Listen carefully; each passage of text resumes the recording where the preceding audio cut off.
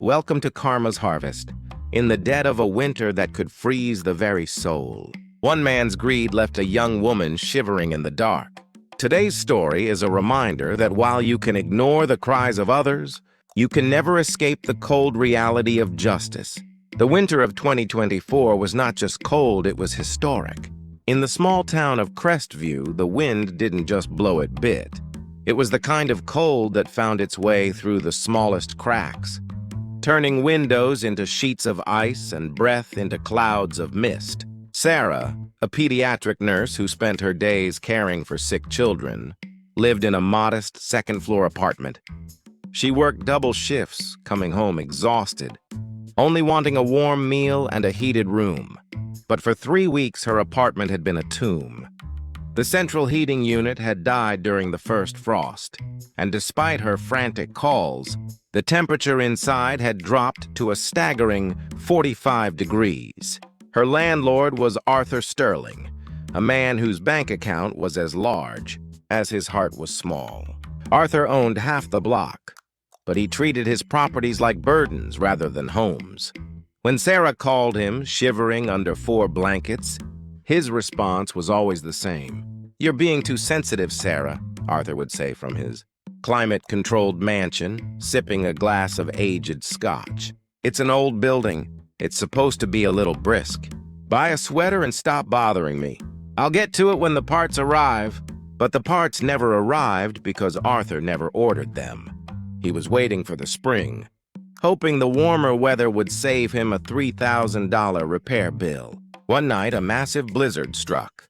The power flickered, and the temperature in Sarah's apartment plummeted below freezing.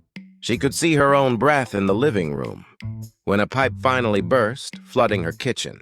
With icy water that immediately began to freeze into a skating rink, Sarah had reached her limit. She didn't call Arthur this time. She called her cousin, a young, hungry lawyer, and they took the matter to the housing court. The day of the hearing, Arthur showed up in a $1,000 wool coat, looking annoyed that his afternoon had been interrupted. He stood before Judge Miller, a man known for his creative interpretations of justice. "Your Honor," Arthur sighed, "this is a simple case of a tenant overreacting to a minor inconvenience. It's winter. It's cold. That's nature, not a crime." Judge Miller looked at the photos of the ice forming inside Sarah's kitchen cabinets. He looked at the medical records showing Sarah had been treated for early-stage hypothermia. Then he looked Arthur directly in the eye. "Mr. Sterling," the judge began, his voice low and steady, "you believe Sarah is being too sensitive to the cold? You believe a freezing apartment is merely a minor inconvenience?" "Exactly," Arthur smirked. "People these days lack grit." Judge Miller nodded slowly. "I see. Well, since you believe the unit is perfectly habitable, I'm going to help you prove it. I am issuing a temporary injunction for the next 30 days, the duration of the current blizzard. Warning, you will be required to reside in Sarah's apartment.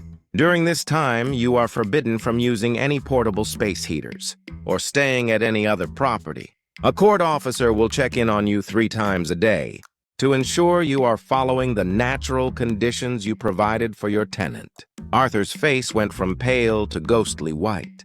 "You can't be serious! It's freezing in there!" "I thought you said she lacked grit, Arthur," the judge replied, banging his gavel. "Show us yours." The next 30 days were a nightmare for Arthur Sterling.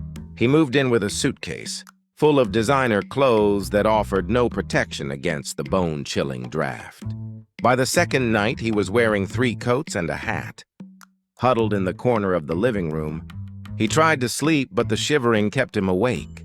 He tried to eat, but his hands were too numb to hold a fork. On day 5, the minor inconvenience became unbearable. The court officer found Arthur crying, wrapped in a threadbare rug he'd pulled off the floor. "I'll fix it," Arthur sobbed. "Tell the judge I'll fix the whole building. I'll install a new furnace today. Just let me go home." The judge allowed the repairs to begin immediately. But Arthur was not released until the 30 days were up. He watched the repairmen work while he shivered, paying for the most expensive, high-efficiency heating system on the market. just to get the temperature to rise 1 degree faster. By the time Arthur returned to his mansion, he was a changed man. He no longer ignored repair requests. In fact, he became the most attentive landlord in Crestview. He realized that the warmth we provide to others is the only thing that keeps our own hearts from freezing over. In the garden of life, Arthur Sterling tried to plant seeds of neglect. But in the end, he was the one who had to harvest the ice. Thank you for joining us at Karma's Harvest. Remember, the way you treat those under your care today determines the shelter you will find tomorrow. Sleep warm and be kind.